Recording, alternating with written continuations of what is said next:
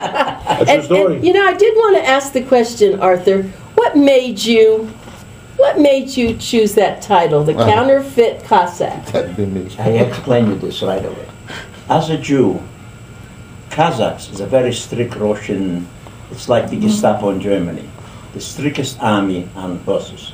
They bring their own horse, his father's horse, it's a history. To be a Cossack in Russia is something like to be here, I don't know, something, a cousin to the president. You know, it's a big honor. And how I got into that story, when I was in jail in Poland, a guy was with me, an older guy, said to me, I was about 14 years old. I said to me, what are you for? I said, I came late, I got a year in jail for nothing.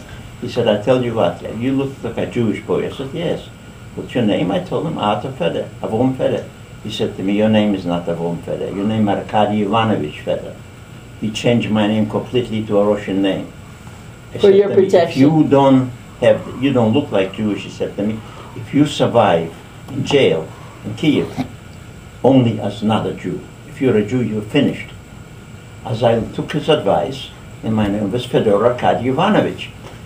Counterfeit. Oh, counterfeit Cossack. Thank you. I didn't. Thank you. That was a great explanation. As a Cossack, I could never been a Cossack. That's fantastic. If the Cossacks people with me, I was an adjutant to a general. You know, I was a general's handyman. Whatever he needed, a girl or an apartment. Girl or an apartment, anything you want. Whatever he needed, Arthur is there. Fantastic. I took my horse and I went to find it. You know, Arthur. If I wouldn't be counterfeited, No, I would be living. They constantly talked about Jews. Whenever they say, whenever you see a fat guy with a big yellow belt, it must be a Jewish guy. They talk between each other. And I said to myself, where am I? I got into something, and I said to myself, I'm Ukrainian Arkady Ivanovich.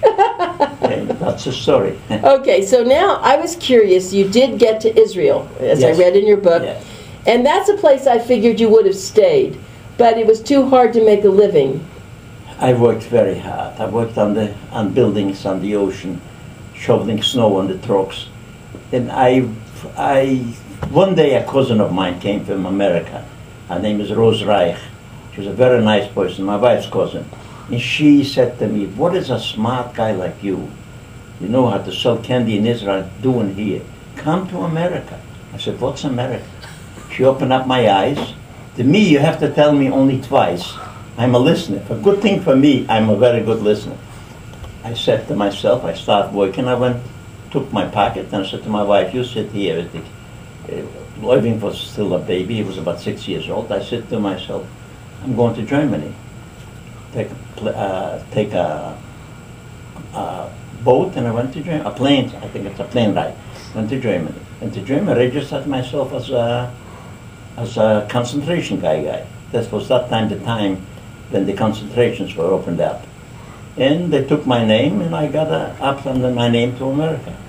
But you know, I love something about your wife, and I know your wife lives with you in Aventura. Yes.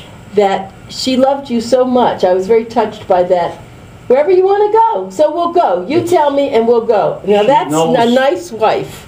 She knows one thing.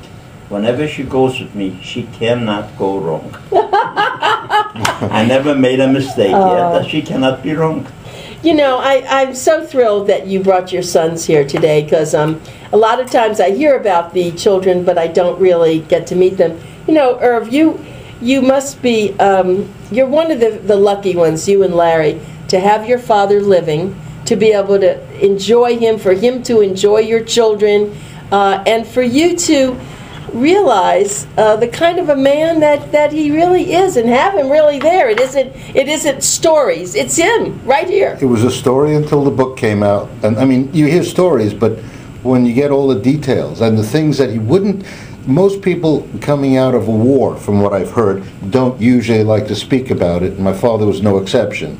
And until this author came by and he told him his story, sort of like, I had no idea of maybe 90% of these, other than he told me he rode a horse during the war, which I always kind of doubted. And you heard my brother's story. He proved that up in the Catskills.